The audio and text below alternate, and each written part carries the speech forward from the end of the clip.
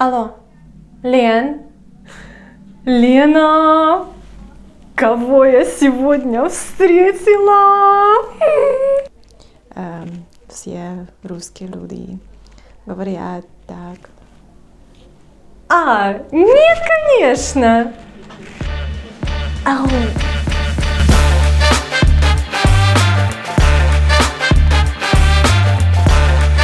Привет, друзья! Для тех, кто в первый раз на моем канале, меня зовут Мария, и сейчас будет видео про русские интонации. Позволю себе сразу испортить драматургию этого видео и сказать, что название этого видео — это сильное упрощение темы.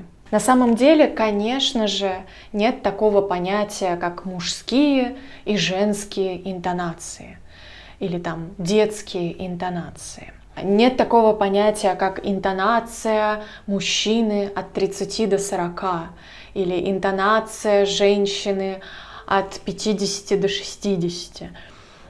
Такого нет. Интонации в принципе универсальные, но в то же время очень индивидуальны. Но почему же я все-таки так назвала это видео? Я думаю, что многие сейчас согласятся со мной. Опыт все-таки подсказывает нам, что есть некоторая разница между тем, как говорят мужчины, и тем, как говорят женщины. Во всяком случае, мой опыт носителя русского языка и преподавателя русского, как иностранного, говорит мне именно об этом. Но эта разница между мужскими интонациями и женскими продиктована не тем, что мы используем какие-то разные интонационные конструкции, а скорее тем, что женский голос все-таки выше по тону, чем мужской. И разница между высоким тоном в женской речи и низким более заметна, чем в мужской речи. Опять же, чисто по моим наблюдениям, но женщины чаще используют восходящие конструкции, восходящие интонации, чаще, чем мужчины. И более того, кажется, что женщины ярче выражают эмоции. Именно внешне, именно интонационно женщины ярче выражают эмоции. Обращаю ваше внимание, я не сказала, что женщины более эмоциональны, да?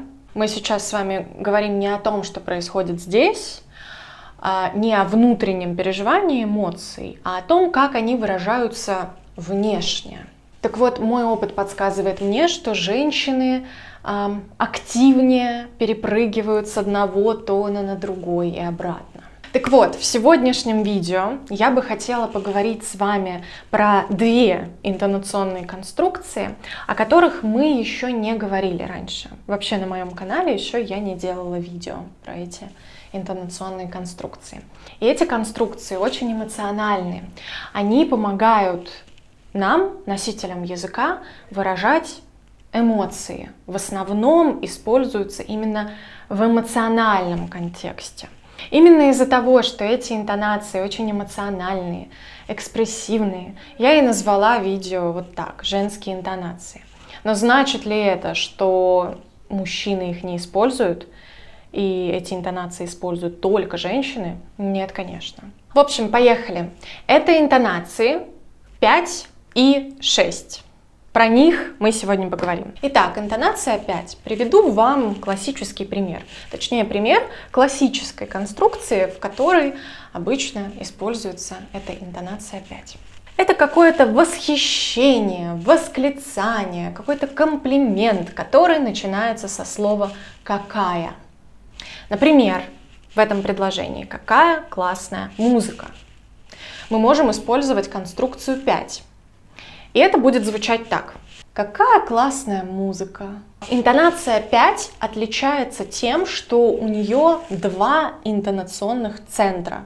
Два центра в этой интонационной конструкции. Смотрите, в данном случае первый центр находится на слове «какая» на ударном слоге, а второй центр на слове «музыка», тоже на ударном слоге. На первом центре интонационной конструкции мы уходим вверх, держимся наверху. Может быть, здесь вот немножечко уже начинаем съезжать вниз, но резкий переход вниз происходит уже на втором центре интонационной конструкции. Какая классная музыка! Некоторые сейчас спросят, а возможно ли поставить центры интонационной конструкции в другое место? Возможно. Вы можете услышать: какая классная музыка! Какая классная музыка! В любом случае здесь будет два интонационных центра. Рисуют схему такой интонационной конструкции по-разному.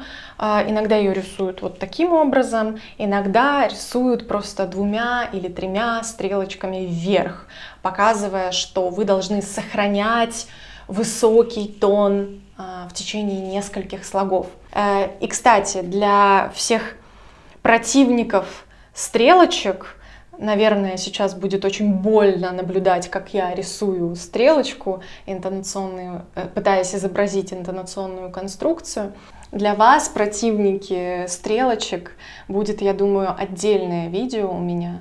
Для тех людей, которые очень не любят мое графическое изображение интонационных конструкций, тех, кто считает, что интонация — это что-то из души, это что-то, что нельзя изобразить, что нельзя показать, что можно только почувствовать, наслушать и так далее. Вот, в общем, для вас будет отдельное видео по этому поводу. А пока я вам предлагаю вот такое одно исполнение, только один из вариантов изображения графического.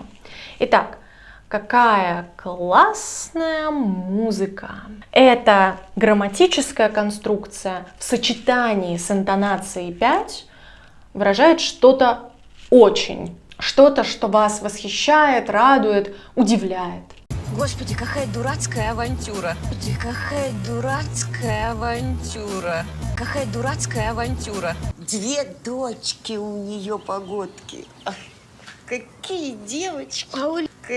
Какие девочки. Какие девочки. И вторая интонация, о которой я хотела бы сегодня поговорить, это интонация 6. Тоже эмоциональная интонация, но движение тона там происходит по-другому, не так, как в 5-й интонации. Я сейчас продемонстрирую, как работает 6-я интонация, как звучит 6-я интонация на примере той же самой конструкции, той же самой фразы. Какая классная музыка. Если в интонации 5 у нас было 2 интонационных центра, на первом мы взлетали вверх, а на втором падали вниз, то в 6-й интонации у нас только 1 интонационный центр. Мы только взлетаем и не опускаемся. Взлетаем и все, полетели. Какая классная музыка! Или пример из начала сегодняшнего видео. Кого я встретила, ты не поверишь. То есть интонация 6 тоже выражает какую-то сильную эмоцию. И эту эмоцию я скорее бы описала как удовольствие и удивление. То есть смотрите, если мы говорим «какая классная музыка», мы даем музыке оценку. Музыка классная, мне нравится эта музыка. А если мы говорим «какая классная музыка», мы прям получаем удовольствие от этой музыки. Вот так вот, такая вот разница. А если мы говорим «кого я сегодня встретила», это значит «ты не поверишь, кого я сегодня встретила». Давайте еще одно примерим. С хвостом. Сейчас это хит сезона. Хит сезона! Денис! Хит сезона! Денис! Я думаю, что после этих примеров вы начинаете понимать, почему я назвала это видео «Женские интонации» в русском языке. И что еще интересно про эти интонации, они не такие частые, они достаточно редкие. Вообще про самую распространенную интонацию русского языка мы тоже с вами поговорим как раз вот в следующем видео про стрелочки, про интонации в целом. Но в этом видео сразу скажу, что 5-я и 6-я интонации достаточно редкие. Те же вот удивление, восхищение, радость часто очень русские люди выражают 2-й интонацией, ну там или 3-й, но не 5-й и 6-й. Потому что 5-я и 6-я интонация, она требует вот определенной конструкции, уже очень сильного накала эмоции, который часто воспринимается как, ну, ты что переигрываешь? Ты какой-то неискренний, что-то слишком ты радуешься. Наверное, именно поэтому вот эти интонации 5 и 6 вызывают самое большое сопротивление у студентов, когда я их прошу: повторите за мной. Вообще, при любом перепаде тона очень часто студенты зажимаются и стесняются это повторить. И я могу их понять, потому что это звучит непривычно и даже, может быть, глупо. Какая классная музыка! Кого я встретила? Для всех тех, кто стесняется повторять интонационные конструкции, стесняется пародировать, копировать, у меня вам такая рекомендация. Попробуйте представить, что вы — это не вы. Вот, войдите в какую-то роль. Представьте, что вы гиперэмоциональная Мария из Sound Like a Russian. И вот скопируйте эту интонацию. Да? То есть не надо копировать интонации от своего лица. Немножко абстрагируйтесь, выйдите из своего образа, из своей социальной роли и войдите в какую-нибудь другую роль и сыграйте ее с помощью этих интонаций. Так, ну что же, была рада познакомить вас наконец-то с этими интонациями тоже. Приглашаю вас на мастер-класс, который будет в декабре. Записаться на него уже можно. Ссылка будет в описании к этому видео. Если вы еще не записались, то записывайтесь. Но если уже записались, не нужно 2-й раз записываться.